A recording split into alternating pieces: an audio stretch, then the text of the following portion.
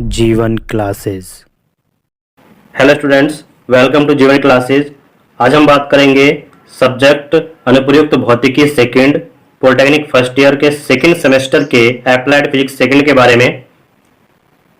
जैसा कि आपने लास्ट वीडियो में देखा था कि हमने यूनिट फर्स्ट के सभी महत्वपूर्ण सूत्र का अध्ययन किया था और उसी के आधार पर हम आने वाली वीडियो में न्यूमेरिकल्स करने वाले थे।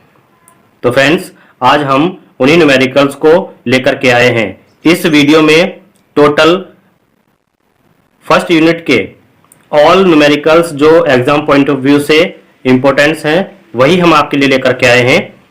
तो स्टार्ट करते हैं। और स्टार्ट करने से पहले यदि किसी स्टूडेंट्स ने थ्योरी वीडियो नहीं देखी हुई है तो वह चैनल के प्लेलिस्ट में जाकर के अप्लाइड फिजिक्स सेकंड प्लेलिस्ट को ओपन कीजिएगा और उन वीडियो को वॉच कीजिएगा, तभी ये न्यूमेरिकल्स आपके समझ में अच्छी तरीके से आएंगे। तो फ्रेंड्स, फर्स्ट न्यूमेरिकल स्टार्ट करते हैं। एक समतल प्रगामी तरंग y = 0.5 sin 20 पाई t प्लस 0.4x द्वारा प्रदर्शित की जाती है। यहाँ y और x सेंटीमीटर में तथा t सेकंड में व्यक्त किए गए हैं। तरंग का वेग व तरंग की लंबाई की गणना कीजिए। यहां पर हमें तरंग का वेग और तरंग की लंबाई मालूम किया जा रहा है और y और x सेंटीमीटर में है और t जो है वो सेकंड में व्यक्त किया गया है। तो सबसे पहले जो दिया हुआ है हम वो लिख लेते हैं समतल प्रगामी तरंग का समीकरण। तो हमें दिया हुआ है y = 0.5 sin 20 pi t plus 0.4x।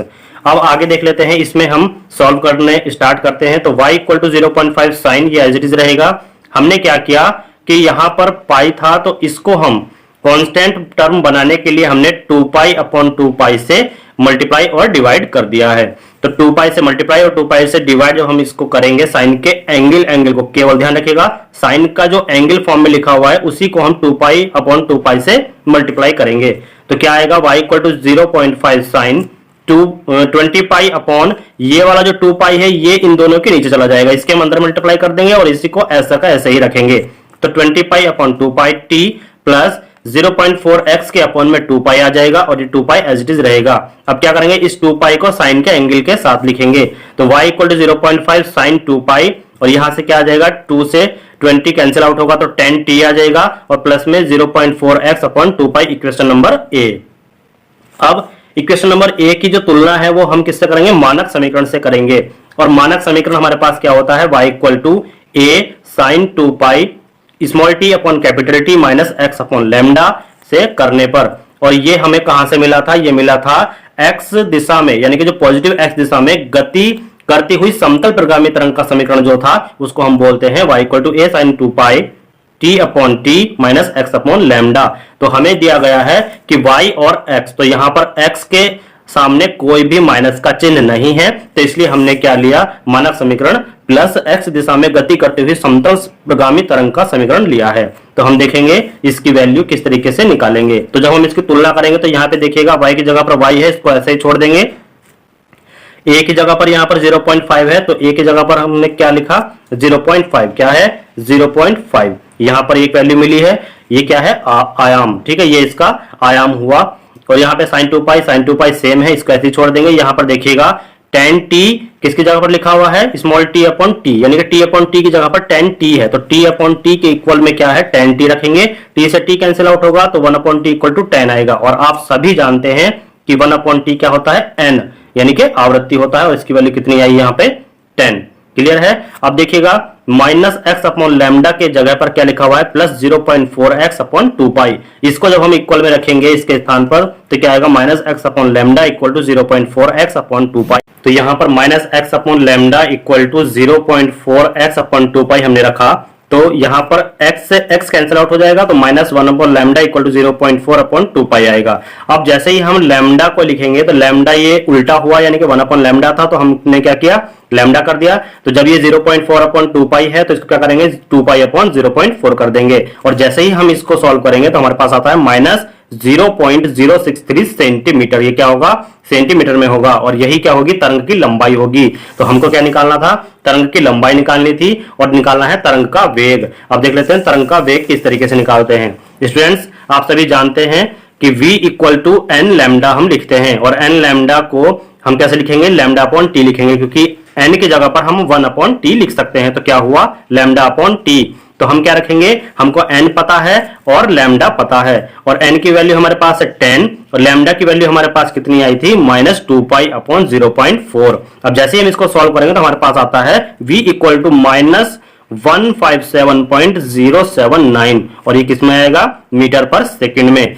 v equal to किसमें आया है, मीटर पर सेकंड में, और तरंग की लंबाई किसमें आई है, सेंटीमीटर में। ये आप याद रखिएगा। अब देख लेते हैं नेक्स्ट न्यूमेरिकल। क्या दिया हुआ है, एक ध्वनि तरंग निम्न समीकरण द्वारा प्रदर्शित है। क्या समीकरण दी हुई है, y equal to 0.02 cos pi T plus 0.1 x। ये हमें समीकरण दी हुई है किसकी, ध्वनि तरंग की, जहां x किस में है, मीटर में है, और t सेकंड में है। तो क्या निकालना है, तरंग की चाल ज्ञात करनी है। तो तरंग की चाल निकालने के लिए हम सबसे पहले क्या करेंगे, हमें जो तरंग का समीकरण दिया हुआ है उसको लिखेंगे, y equal to 0.02 cos pi T plus 0.1 x। इसमें हम क्या करेंगे, जो हमने फर्स्ट न्यूमेरिकल में किया था 2 पाई अपॉन 2 पाई से मल्टीप्लाई कर देंगे। जैसे हमने 2 पाई अपॉन 2 पाई से मल्टीप्लाई किया तो हमारे पास जो आता है y equal to 0.02 cos 2 pi t upon 2 plus 0.1 x upon 2 pi बन जाता है। इसको हम करेंगे इक्वेशन नंबर ए। हमने इसको इक्वेशन नंबर ए माना, तो समीकरण ए की तुलना हम किससे करेंगे, जो हमारा मानक समीकरण है y equal to a cos 2 pi t upon T plus x upon lambda, इससे करने पर तो a इक्वल टू हमारे पास 0.02 आ गया, और यहां पर देख रहे हैं हम t upon T equal to हमारे पास है स्मॉल t अपॉन 2। तो t upon T equal to t upon 2 हो जाएगा, t से t कैंसिल आउट हो जाएगा, तो 1 अपॉन टी इक्वल टू 1/2 आया है। तो यहां पर 1/t क्या है, 1/t है यहां। तो n की वैल्यू हमारे पास कितनी आई, 0.5, क्योंकि हमें पता है 1 अपॉन n इक्वल टू कितना होता है, n होता है, जिसको हम बोलते हैं आवृत्ति।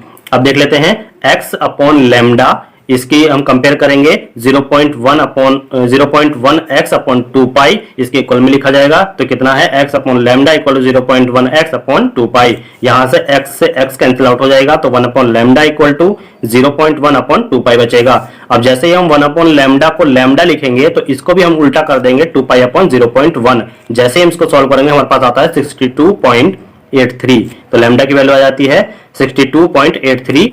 तो हमारे पास लैम्डा की वैल्यू आती है 62.83। यहां पर ये आ जाता है तरंग की लंबाई। अब तरंग की लंबाई से हम क्या निकालेंगे, तरंग की चाल निकालेंगे।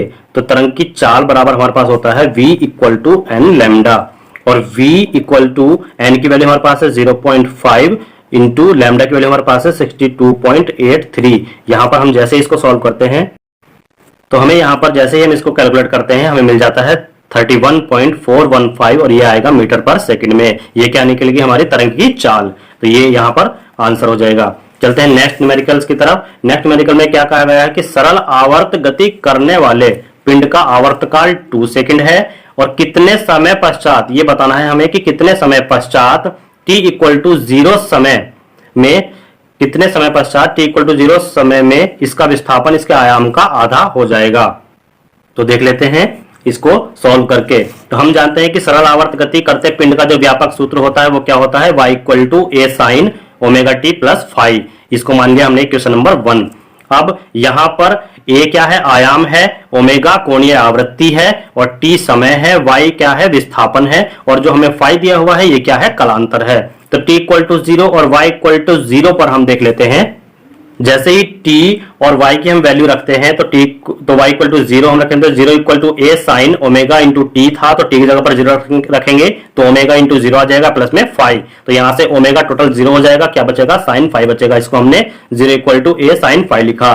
तो हम देखेंगे कि ये जो a है ये अगर 0 के नीचे जाएगा तो नीचे जाने पर ये क्या होगा, टोटल 0 हो जाएगा। तो साइन फाई इक्वल टू 0। तो साइन फाई और 0 जो वैल्यू होती है वो होती है साइन 0 डिग्री की। अब जैसे ही हमने फाई की वैल्यू निकाली तो हमें मिली 0 डिग्री। तो फाई की वैल्यू कितनी है, 0 है। हम जानते हैं कि ओमेगा इक्वल टू क्या होता है, 2 पाई n, और इसी को हम क्या लिख सकते हैं, 2 पाई अपॉन टी लिख सकते हैं। तो फाई का मान समीकरण 1 में हम जैसे ही रखेंगे तो y equal to a sin omega t plus 0 हो जाएगा। और क्या कहा गया है कि तरंग का विस्थापन आयाम से कितना है, आधा है। यही हमें क्वेश्चन में बताया गया था। तो तरंग का जो विस्थापन है वो आयाम का आधा रखने पर हमें मिलता है a/2 equal to a sin 2 pi upon capital T into small t। अब यहां पर हम देख लेते हैं कि आवर्तकाल कितना दिया हुआ है, 2 सेकंड। 2 सेकंड हमें आवर्तकाल दिया हुआ है, तो देख लेते हैं a से a कैंसिल आउट होता है, तो 1/2 equal to sine 2 pi upon capital T into small t। तो 1/2 किसका मान होता है, साइन 30 डिग्री का, और इक्वल टू में sine 2 pi upon capital T into small t हो जाएगा। तो देखिएगा t जो है कितना है, 2 सेकंड है जो आवर्तकाल दिया हुआ है, तो कैपिटल T की जगह पर हम क्या रखेंगे, 2 रखेंगे। तो क्या हो जाएगा, sine 2 pi upon 2 into small t। तो 2 से 2 कैंसिल हो जाएगा, कितना आएगा, साइन पाई t आ जाएगा। और यहाँ पर कितना चल रहा है, साइन 30। अब जैसे ही हम इसको कंपेयर करेंगे तो 30 इक्वल टू कितना आएगा, पाई t आ जाएगा। तो यहाँ से t की वैल्यू निकालने पर 30 डिग्री अपॉन पाई आ जाएगा। अब हम क्या करेंगे, 30 अपॉन पाई की वैल्यू उसमें एंगल में रखेंगे तो 180 आएगा। जैसे हम इसको कैलकुलेट करेंगे कितना आएगा, 1/6 आएगा। तो टी की वैल्यू कितनी आ गई, 1/6 सेकंड। यही हमारा आंसर होगा। तो कितना समय आया, 1.6 सेकंड। चलते हैं नेक्स्ट न्यूमेरिकल की तरफ। एक सरल लोलक 8 मिनट में 25 दोलन करता है। कितने दोलन करता है, 8 मिनट में 25 दोलन करता है। लोलक का वेग इसकी न्यूनतम स्थिति में 50 सेंटीमीटर पर सेकंड है। कितना है, 50 सेंटीमीटर पर सेकंड। तो दोलन का आयाम तथा त्वरण ज्ञात करना है। दोलन का आयाम तथा त्वरण हमें ज्ञात करना है। तो हमें पता है कि जो वेग होता है वो कितना दिया हुआ है, 50 सेंटीमीटर पर सेकंड दिया हुआ है। क्लियर। और न्यूनतम स्थिति पर कितना होता है, y इक्वल टू 0 होता है। ये आप याद रखिएगा, न्यूनतम स्थिति पर y इक्वल टू 0 हम रखेंगे। तो वेग का सूत्र हमारे पास क्या होता है, v equal to omega root में a square minus y square. तो यहां पर जैसे हम y इक्वल टू 0 रखेंगे तो हमें क्या मिलता है, a ओमेगा मिल जाता है। तो v जो है वो दे रखा है 50 और equal to a into omega. अब जैसे ही हम a की वैल्यू निकालते हैं तो हमें मिल जाता है 50 अपॉन ओमेगा, और ओमेगा की वैल्यू कितनी है, 2 पाई n हम रख देते हैं। तो 50 अपॉन 2 पाई n, ये हुआ इक्वेशन नंबर फर्स्ट। अब हम देख लेते हैं कि जो आवृत्ति होती है वो कितनी होती है। आवृत्ति कुल दोलनों की संख्या अपॉन कुल समय होता है। तो कुल दोलनों की संख्या अपॉन कुल समय हम किस तरीके से निकालेंगे, तो 8 मिनट में कुल दोलन कितने हुए थे, 25 हुए थे, और कुल समय कितना लगा था, 8 मिनट लगा था। तो 25 अपॉन 8, लेकिन हमें कुल समय किसमें निकालना है, सेकंड में। तो कितना कर देंगे, 8 गुना 60 कर देंगे। तो जैसे ही हम इसको सॉल्व करते हैं कितना आता है, आवृत्ति n इक्वल टू 0.052 पर सेकंड आता है। ठीक है, ये हमारी निकल गई यहां से आवृत्ति। अब समीकरण 1 से a equal to 50 upon 2 pi n था, तो n की जगह पर हमने क्या रखा, 0.052 रखा। ये हमारे समीकरण नंबर 1 थी। तो यहाँ पर n की जगह पर हम क्या रखेंगे, 0.052 रखेंगे। हम इसको सॉल्व करते हैं तो हम पाते हैं कि 152.78 सेंटीमीटर हमें आयाम मिल जाता है। अब आयाम हमें मिला तो हमें निकालना था त्वरण।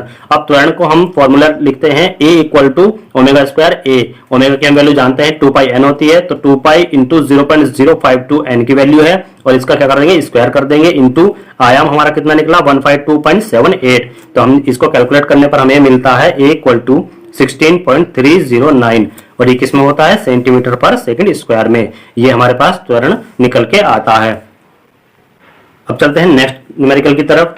1 किलोग्राम द्रव्यमान का एक पिंड, 1 किलोग्राम द्रव्यमान का एक पिंड निम्न सूत्र के अनुसार सरलावर्त गति कर रहा है। तो हमें सूत्र दिया हुआ है, x equal to 0.6 cos 100t plus π/4 metre. ये हमको सूत्र दिया हुआ है। तो हमें ज्ञात क्या करना है, विस्थापन का आयतन, विस्थापन का आयाम निकालना है, आवृत्ति निकालनी है, प्रारंभिक कला निकालनी है, और अधिकतम वेग निकालना है, अधिकतम त्वरण और अधिकतम गतिज ऊर्जा हमें फाइंड करनी है। तो देख लेते हैं एक एक करके।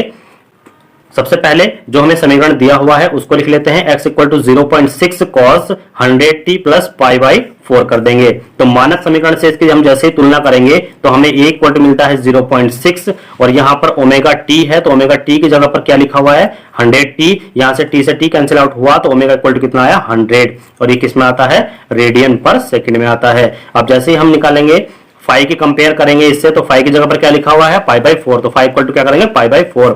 अब देख लेते हैं, हमें सबसे पहले क्या निकालना था, विस्थापन का आयाम और आवृत्ति निकालनी थी। तो हमें यहां से क्या मिला, विस्थापन का आयाम कितना मिला, a इक्वल टू 0.6। तो कितना हुआ, a equal to 0.6 metre. First answer हमें मिल गया है। अब आवृत्ति जो हम निकालेंगे तो ओमेगा भी हमारा निकला हुआ है, कितना है, omega equal to 100 radian per second, ये भी हमें आंसर मिल चुका है। अब omega equal to 2 pi n होता है, इक्वल टू 100 हम लिखेंगे, तो यहां से एन की वैल्यू हम जैसे निकालेंगे हमें मिलेगा 100 अपॉन 2 पाई, और इसकी वैल्यू पाई की वैल्यू जो है 22 अपॉन 7 यानी कि 22/7 रखने पर हमें सॉल्व करने पर वैल्यू मिल जाती है आवृत्ति की एन इक्वल टू 15.915 पर सेकेंड। कितनी मिलती है, 15.915 सेंटीमीटर यानी कि पर सेंटीमीटर में मिलती है, ये होती है आवृत्ति। तो हमें ये भी हमें आंसर मिल चुका है। अब देख लेते हैं प्रारंभिक कला, नंबर 3 पर निकालनी थी प्रारंभिक कला। तो प्रारंभिक कला को हम किससे लिखते हैं, फाई से लिखते हैं, और फाई की वैल्यू हमें मिली हुई है कितनी, π/4। तो π/4 कितने किसमें होगी, रेडियन में होगी। तो हमें जो थर्ड ऑप्शन पूछा गया था प्रारंभिक कला, उसका आंसर भी हमें मिल चुका है। अब हमें निकालना है अधिकतम वेग, अधिकतम त्वरण और अधिकतम गतिज ऊर्जा। आइए इसको भी देख लेते हैं। तो वेग का फॉर्मूला हमारे पास होता है v equal to omega root में a square minus y square होता है। तो अधिकतम वेग के लिए साम्य स्थिति, ठीक है, यहां पर याद रखेगा अधिकतम वेग के लिए साम्य स्थिति हमारे पास आती है y इक्वल टू 0, यानी कि y इक्वल टू 0 पर अधिकतम वेग हमको मिलता है। क्लियर है, तो अधिकतम वेग हमें y इक्वल टू 0 पर मिलेगा, और वो किस तरीके से मिलेगा आइए हम देख लेते हैं। हमें दिया हुआ है कॉस, तो कॉस की जो हम साइकिल बनाते हैं वो बनाते हैं हम यहां से, आप अच्छी तरीके से जानते होंगे अगर आपने थ्योरी लेक्चर देखा हो तो। अगर थ्योरी लेक्चर नहीं देखा है तो आप हमारे चैनल के प्लेलिस्ट में जाइएगा और वहां पर अप्लाइड फिजिक्स सेकंड की आपको प्लेलिस्ट मिलेगी, वहां पर प्लेलिस्ट को ओपन कीजिएगा और जो भी वहां पर वीडियो हैं उनको वॉच कीजिएगा, आपको ये कर्व वहां पर मिल जाएगा। कॉस और साइन के दोनों कर्व वहां पर अच्छी तरीके से समझाए गए हैं। तो यहां पर y इक्वल टू 0 पर हमें क्या मिलेगा, अधिकतम वेग मिलेगा। तो देखिएगा यहां पर देखिएगा ये y इक्वल टू अगर हम 0 कर दें, ठीक है, y इक्वल टू 0 कर दें तो यहां पर हमें क्या मिलेगा, अधिकतम वेग मिल जाता है। ठीक है, तो अधिकतम वेग के लिए y इक्वल टू 0 होगा, तो यहां पर omega a equal to 100 into 0.6 होगा, तो v इक्वल टू कितना हो जाएगा, 60 मीटर पर सेकेंड आ जाएगा। ठीक है, ये हमारे पास आया है तरंग का वेग। अब देख लेते हैं तरंग का त्वरण क्या होगा। तो अधिकतम त्वरण के लिए y इक्वल टू a होगा जो अधिकतम विस्थापन पर होगा, अधिकतम विस्थापन पर होगा, यानी कि जो हमें अधिकतम त्वरण मिलेगा वो कहां पर मिलता है, यहां पर मिलता है, और अधिकतम वेग कहां मिलता है, यहां साम्य स्थिति पर मिलता है जो y इक्वल टू 0 होता है, और यहां क्या होगा, y इक्वल टू a होगा जहां हमें मिलेगा अधिकतम त्वरण। तो अधिकतम त्वरण के लिए y इक्वल टू a रखेंगे और अधिकतम वेग के लिए y इक्वल टू 0 रखते हैं जो साम्य स्थिति पर हमें मिलता है। तो देख लेते हैं a equal to omega square a, तो ओमेगा की वैल्यू है 100 तो इसका स्क्वायर हो जाएगा इंटू 0.6 a की वैल्यू रख देंगे। जैसे हम इसको सॉल्व करते हैं हमें मिलता है a इक्वल टू 6000 मीटर पर सेकेंड स्क्वायर, हमारा क्या आ जाता है, त्वरण आ जाता है। तरंग का त्वरण कितना है, 6000 मीटर पर सेकेंड स्क्वायर है। अब देख लेते हैं लास्ट गतिज ऊर्जा। गतिज ऊर्जा का फॉर्मूला हम सभी जानते हैं, k equal to 1/2 m omega square और a square minus y square bracket में अलग होगा। तो अधिकतम गतिज ऊर्जा कितनी होती है, y इक्वल टू 0 रखने पर हमें अधिकतम गतिज ऊर्जा मिलती है। ये हमने सभी पॉइंट जो थ्योरी लेक्चर है उसमें हमने कवर कर लिए थे। तो k equal to 1/2 m omega square a square, तो ये हमारे पास y इक्वल टू 0 जब रखेंगे तो हमारे पास मिलता है 1/2 m omega square a square मिल जाता है। हम सभी की वैल्यू यहाँ पर पुट करेंगे तो हमें मिल जाता है k इक्वल टू 1800 जूल, और यही हमारे पास गतिज ऊर्जा का आंसर आ जाता है। तो यहाँ हमें मिल जाता है गतिज ऊर्जा, त्वरण, वेग और सभी वैल्यू हमने सही तरीके से यहाँ पर निकाल ली है। तो ये हमारा न्यूमेरिकल यहाँ पर कंप्लीट हो जाता है। अब चलते हैं नेक्स्ट न्यूमेरिकल की तरफ। क्या कहता है, किसी हल्की स्प्रिंग से 1 किलोग्राम द्रव्यमान लटकाने पर वह 1 सेकंड में दोलन करता है, यानी कि 1 सेकंड में दोलन करता है। उसी स्प्रिंग से 4 किलोग्राम द्रव्यमान लटकाने पर प्रति सेकंड दोलनों की संख्या ज्ञात करनी है। यानी कि 1 किलोग्राम द्रव्यमान जब उस स्प्रिंग से लटका हुआ है तो 1 सेकंड में वो दोलन कर रहा है। उसी स्प्रिंग से अगर हम 4 किलोग्राम द्रव्यमान लटका दें तो प्रति सेकंड वो कितने दोलन करेगा, ये हमको बताना है। तो देख लेते हैं, पहले द्रव्यमान के लिए आवर्तकाल का फॉर्मूला हम जानते हैं कि t इक्वल टू 1/n होता है, और n हमें कितना दिया हुआ है, 4 दिया हुआ है, यानी कि 1/4 सेकेंड हो जाएगा। कितना है, 1/4 सेकेंड हो जाएगा, यानी कि 1 किलोग्राम द्रव्यमान लटकाने पर वह कितना कर रहा था, 1 सेकंड में दोलन करता है। तो 4 किलोग्राम में कितना वो करेगा, यहाँ पर 1/4 सेकेंड आ जाएगा। अब देख लेते हैं t equal to 2 pi root में m/k, इससे हम देख लेते हैं ये हमारे पास होता है आवर्तकाल का फॉर्मूला।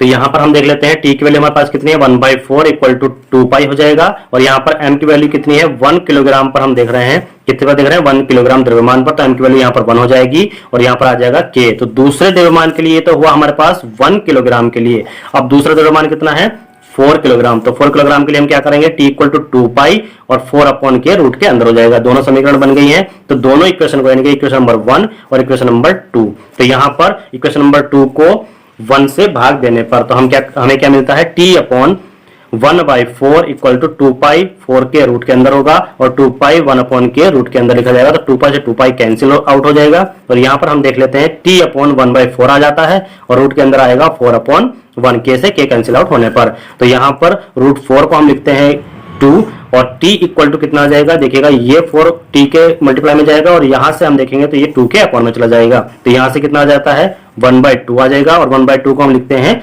0.5। तो आवर्तकाल कितना आया 0.5 सेकेंड। अब यहां पर देख लेते हैं हमको जो निकालना था प्रति सेकंड दोलनों की संख्या कितनी होगी। तो प्रति सेकंड दोलनों की संख्या हम निकालने के लिए हमें करना पड़ेगा n इक्वल टू 1/t और t कितना आया है 0.5 सेकंड। तो 0.5 हम रखेंगे 1 के अपॉन में, तो हमें मिल जाता है 2 सेकंड, यानी कि n की जो वैल्यू है वो कितनी आ जाती है 2 सेकंड हमें मिल जाती है। तो फ्रेंड्स यहाँ पर ये न्यूमेरिकल कंप्लीट होता है। देख लेते हैं नेक्स्ट न्यूमेरिकल की तरफ चलते हैं। तो हमें एक स्प्रिंग दूसरे स्प्रिंग से जुड़ा हुआ दिखाया गया है और यहाँ पर एक m द्रव्यमान इससे अटैच है। तो देख लेते हैं क्या कह रहा है। स्प्रिंग का श्रेणी क्रम संयोजन 10 किलोग्राम के पिंड से दिखाया गया है, यानी कि ये क्या है 10 किलोग्राम है। दोनों स्प्रिंग के बल नियतांक चित्र में दिखाए गए हैं। पहले स्प्रिंग का कितना है 50 न्यूटन पर मीटर, दूसरे का कितना है 100 न्यूटन पर मीटर है। तो क्या ज्ञात करना है, पिंड की आवृत्ति हमें ज्ञात करनी है। तो देख लेते हैं, हम सभी जानते हैं कि श्रेणी क्रम संयोजन का जो प्रभावी बल नियतांक होता है वो कितना होता है k equal to k1 k2 upon k1 plus k2 होगा जब इसमें दो स्प्रिंग लगे होंगे। तो k1 k2 upon k1 plus k2 हो जाएगा। k1 दिया हुआ है 50, k2 दिया हुआ है 100, तो यहाँ पर वैल्यू पुट करने पर हमें मिल जाता है 33.33 न्यूटन पर मीटर। यहाँ पर आ जाता है प्रभावी बल नियतांक। अब प्रभावी बल नियतांक हमें मिला तो हम निकाल सकते हैं यहाँ से आवर्तकाल। तो आवर्तकाल t equal to 2 pi root में m अपॉन k होता है। अब देख लेते हैं m कितना है 10 है, 10 दिया हुआ था, 10 किलोग्राम का पिंड था, तो m इक्वल टू 10 और k कितना है हमारे पास, ये k की वैल्यू है, तो k की वैल्यू 33.33 यहाँ पर आ जाती है। तो ये रूट के अंदर होगी और पाई की वैल्यू हम रखेंगे 22/7। इसको हम टोटल सॉल्व करके देखते हैं तो 3.44 सेकंड हमें मिल जाता है। तो हमें क्या मिला, ये मिला हमें आवर्तकाल। और हमें फाइंड क्या करना है, फाइंड करना है आवृत्ति। तो हम सभी जानते हैं कि आवर्तकाल को अगर हम 1 के अपॉन में लिख दें तो हमें आवृत्ति मिल जाती है। तो आवर्तकाल कितना था 3.44, तो 1 अपॉन 3.44 हो जाएगा और जब हम इसको सॉल्व करेंगे हमें मिलता है 0.29 और ये होता है पर सेकंड में। कितना आवृत्ति आया 0.29 पर सेकंड, यही हमारा आंसर हो जाता है। देख लेते हैं नेक्स्ट न्यूमेरिकल क्या कहता है। सरल आवर्त गति की क्या विशेषताएं हैं। सरल आवर्त गति की विशेषताएं देखने के लिए आप हमारे YouTube चैनल के फिजिक्स सेकंड यानी जो पॉलिटेक्निक फर्स्ट ईयर का second same applied physics second playlist बनी हुई है, उसमें आप जाकर के इस वीडियो को देख सकते हैं। सरल आवर्त गति की विशेषताएं हमने सही तरीके से वीडियो लेक्चर में समझाई हुई है। तो यहाँ पर न्यूमेरिकल देख लेते हैं। एक ऊर्ध्वाधर लटकी हुई स्प्रिंग के निचले सिरे पर बंधा 0.2 किलोग्राम द्रव्यमान उसमें 5 mm का खिंचाव उत्पन्न करता है। ध्यान से देखिएगा, 5 mm का खिंचाव उत्पन्न करता है। यदि द्रव्यमान को ऊर्ध्वाधर दोलित कराया जाए तो इसका दोलन काल ज्ञात कीजिए। हमें जब द्रव्यमान को ऊर्ध्वाधर दोलित कराया जा रहा है तो उसका दोलन काल हमें बताना है। तो दिया हुआ क्या है पहले वो लिख लेते हैं। तो 0.2 किलोग्राम हमें m की वैल्यू दी हुई है, x इक्वल टू 5 mm दिया हुआ है जिसको हम लिखते हैं 5 इंटू 10⁻³ मीटर में। अब F इक्वल टू kx होता है, ये प्रत्यानयन बल होता है, हम सभी जानते हैं। यहाँ k स्प्रिंग का क्या है बल नियतांक है, तो k की वैल्यू यहाँ से निकालेंगे तो कितना आ जाएगा F अपॉन ये x यहाँ पर जाएगा तो F अपॉन x हो जाएगा। तो mg अपॉन x यानी कि F इक्वल टू हम जानते हैं mg होता है, तो mg अपॉन x हो जाएगा। यहाँ पर वैल्यू रखने पर हमें मिलता है 400 न्यूटन पर मीटर, जो क्या होता है स्प्रिंग का बल नियतांक हमें मिल जाता है। कितनी वैल्यू है 400 न्यूटन पर मीटर है। अब यहाँ से हम आवर्तकाल बड़े आसानी से निकाल सकते हैं। तो t equal to 2 pi root में m अपॉन के आवर्तकाल का फॉर्मूला होता है। m इक्वल टू हम जानते हैं 0.2 दिया हुआ है और k की वैल्यू हमें जो आई है वो कितनी है 400 न्यूटन पर मीटर है। तो यहाँ पर 0.2 m की वैल्यू रखेंगे, k की वैल्यू 400 रखेंगे और यहाँ पर पाई की वैल्यू कितनी रखी गई है 22/7 याद रखी गई है। इसको सभी को कैलकुलेट करने पर हमें मिलता है 0.14 सेकंड। तो आवर्तकाल हमें कितना मिला? 0.14 सेकंड। और हमें क्या बताना था? इसका दोलन काल ज्ञात करना था। तो दोलन काल यानी कि जो आवर्तकाल है वो कितना है? 0.14 सेकंड। यही इसका आंसर हो जाएगा। नेक्स्ट क्वेश्चन देख लेते हैं। सरल आवर्त गति करते हुए कण की स्थितिज ऊर्जा उसकी गतिज ऊर्जा की दोगुनी है। फ्रेंड्स, ये जो न्यूमेरिकल है ये वेरी वेरी इंपॉर्टेंट है, इसको आप ध्यान से देखिएगा। सरल आवर्त गति करते हुए कण की स्थितिज ऊर्जा उसकी गतिज ऊर्जा की दोगुनी है, यानी कि जो कण की स्थितिज ऊर्जा है वो गतिज ऊर्जा की दोगुनी है। मध्य स्थिति से कण का विस्थापन कितना है? मध्य स्थिति से हमें देखना है कि कण का विस्थापन कितना होगा। तो देख लेते हैं। प्रश्नानुसार स्थितिज ऊर्जा कितनी दी हुई है? 2 गुना गतिज ऊर्जा, यानी कि स्थितिज ऊर्जा बराबर गतिज ऊर्जा का 2 गुना। तो U से हम स्थितिज ऊर्जा को लिखते हैं और K से लिखते हैं गतिज ऊर्जा को। तो U इक्वल टू कितना हो जाएगा? 2 इंटू K हो जाएगा। यहाँ पर गतिज ऊर्जा और स्थितिज ऊर्जा, ठीक है, गतिज ऊर्जा का फॉर्मूला हमें पता है, स्थितिज ऊर्जा का फॉर्मूला हमें पता है। तो स्थितिज ऊर्जा होती है 1/2 m omega square y square equal to 2। जो K है गतिज ऊर्जा, इसका फॉर्मूला होता है 1/2 m omega square a square minus y square होता है। यहां से m ओमेगा स्क्वायर और 1/2 कैंसिल आउट हो जाएगा। तो बचेगा क्या? यहाँ पर y स्क्वायर इक्वल टू 2 और a square minus y square बचेगा, यानी कि यहाँ से ये कैंसिल आउट हो जाएंगे तीनों टर्म यहाँ से, ठीक है। ओमेगा स्क्वायर m और 1/2 बचेगा y स्क्वायर। यहाँ पर y स्क्वायर इक्वल टू, जब 2 के हम अंदर मल्टीप्लाई करेंगे तो 2a square minus 2y square हो जाएगा। अब यहाँ से हम देख लेते हैं 2y स्क्वायर जब इस साइड हम करेंगे तो ये माइनस का है, यहाँ पर जाकर के प्लस का हो जाएगा, और 2 प्लस का यहाँ पर है और 1 यहाँ पर है पहले से ही, तो दोनों को ऐड करेंगे तो कितना हो जाएगा? 2y square plus 1y square 3y square हो जाएगा, और यहाँ पर बचेगा 2a स्क्वायर। तो y स्क्वायर इक्वल टू कितना हम लिख सकते हैं? 2a स्क्वायर, और ये 3 यहाँ पर डिवाइड में जाएगा तो 2a स्क्वायर अपॉन 3 हो जाएगा। स्क्वायर को जब हम यहाँ से हटाएंगे तो इधर क्या चढ़ जाएगा? रूट आ जाएगा। तो 2a स्क्वायर अपॉन 3 रूट के अंदर आ जाएगा। अब ये a का स्क्वायर है, इसको हम बाहर निकाल सकते हैं, तो a के रूप में निकलेगा और रूट में क्या आ जाएगा? 2/3। यही क्या होगा? विस्थापन होगा किसका? कण का, ठीक है। तो अतः कण मध्य स्थिति से कितना विस्थापित होगा? a रूट में 2/3, जहां a क्या है? कण का आयाम है। क्लियर है? तो मध्य स्थिति से हमें विस्थापन बताना था, तो वो कितना विस्थापित हुआ? a रूट 2/3 विस्थापित हुआ। अब देख लेते हैं लास्ट न्यूमेरिकल। किसी पिंड का द्रव्यमान 0.5 किलोग्राम है। किसी पिंड का द्रव्यमान 0.5 किलोग्राम है। पिंड की सरल आवर्त गति का आयाम कितना दिया हुआ है? 10 सेंटीमीटर दिया हुआ है, तथा दोलनों की आवृत्ति 4 हर्ट्ज है। कितनी है? 4 हर्ट्ज। अधिकतम प्रत्यानयन बल तथा न्यूनतम प्रत्यानयन बल का मान ज्ञात कीजिए। और फ्रेंड्स, एक स्पेशल वैल्यू दी हुई है, पाई स्क्वायर हमें कितना रखना है? 10 रखना है। पाई स्क्वायर इक्वल टू 10 रखना है। तो यहां पर जो वैल्यू दी हुई है उनको देख लेते हैं। m इक्वल टू 0.5 किलोग्राम और a दिया हुआ है 10 सेंटीमीटर, और 10 सेंटीमीटर को हम लिखेंगे 0.1 मीटर, और n दिया हुआ है आवृत्ति 4 हर्ट्ज दी हुई है। तो कोणीय वेग हम जानते हैं कितना होता है? Omega equal to 2 pi n होता है, और n की वैल्यू कितनी है? 4 हर्ट्ज है। तो 2 पाई इंटू 4 हो जाएगा, और यहां से क्या आ जाएगा? 8 पाई जो होगा रेडियन पर सेकंड में। अब अधिकतम प्रत्यानयन बल के लिए y इक्वल टू a होता है, आप ये याद रखिएगा। y इक्वल टू a जब हम रखेंगे तो जो फॉर्मूला होता है प्रत्यानयन बल का उसको हम सभी जानते हैं, F equal to minus m omega square y होता है। अब यहाँ पर y इक्वल टू क्या रखना है? a रखना है। तो कितना आ जाएगा? m की वैल्यू रखेंगे 0.5 और ओमेगा की वैल्यू रखेंगे 8 पाई, इसका स्क्वायर हो जाएगा, और a की वैल्यू जो है हमारे पास कितनी है? 0.1 मीटर। ये सभी वैल्यू को पुट करने के बाद जो हमें कैलकुलेशन करके वैल्यू मिलती है वो कितनी मिलती है? -32 न्यूटन। जो F है उसकी यूनिट क्या होती है? न्यूटन है, तो -32 न्यूटन होगी। और ये कौन सा बल होगा? अधिकतम प्रत्यानयन बल होगा। याद रखिएगा, न्यूनतम प्रत्यानयन बल किस पर होता है? y इक्वल टू 0 पर होता है। और जब हम इस फॉर्मूले में y इक्वल टू 0 रखेंगे तो फ्रेंड्स टोटल वैल्यू हमारे पास कितनी हो जाएगी? 0 हो जाएगी। तो यहाँ पर पूछा गया था अधिकतम प्रत्यानयन बल वो कितना होगा? -32 न्यूटन, और न्यूनतम प्रत्यानयन बल कितना होगा? वो होगा 0। आप ये सब याद रखिएगा। ये याद रखना है, न्यूनतम प्रत्यानयन बल y इक्वल टू 0 पर कितना होता है? 0 होता है, क्योंकि ये साम्यावस्था पर होता है। और अधिकतम प्रत्यानयन बल y इक्वल टू a पर होता है, जहां पर हमें आयाम अधिकतम मिलता है। तो फ्रेंड्स, ये थी आज की इंपोर्टेंस न्यूमेरिकल की वीडियो, जिसको अभी आपने देखा, और हमने यूनिट फर्स्ट के जो हमारे पास इंपोर्टेंस न्यूमेरिकल थे वो हमने आपको यहां पर सॉल्व कराए हैं। तो फ्रेंड्स, यहां पर हम यूनिट फर्स्ट के न्यूमेरिकल्स और थ्योरी को कंप्लीट कर लेते हैं।